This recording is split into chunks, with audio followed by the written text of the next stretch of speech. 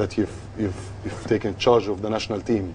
One of these things, and I'm talking more about football now, is that now in Egypt we are between two generations.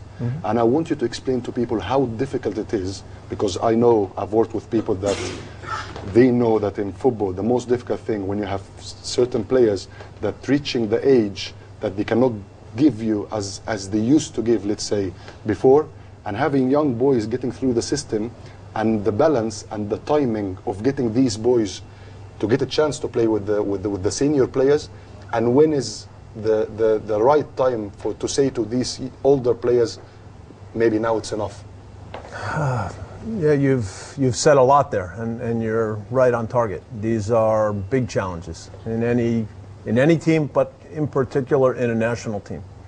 When I got here, everyone talked about the golden generation, but they also made it seem like now we needed a new team. Yeah.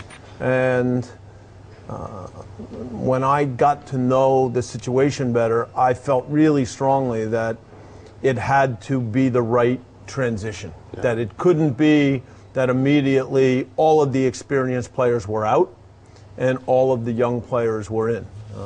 And again, if you look back to the team that Captain Dia had in Colombia, yeah. There are a number of players that continue to move forward. Mohamed Salah, Nene, Higazi, Mohamed Ibrahim. But if we had just from day one put all of those players in as a group, it would have been too much. Yeah, of course. On the other side, again, there are players that have experience. And I've said it many times. I had the first chance to meet with Abu Treka after Port Said. And there were rumors that he was going to retire. And when I sat with him the first time, and he had every reason still to be angry, because when we played Brazil in the first match when I was in charge, we didn't take him. Yeah. But the first time I met with him, months later, the passion that he had to still see Egypt in the World Cup was so big and so important that I felt, okay, we need this too. Yeah.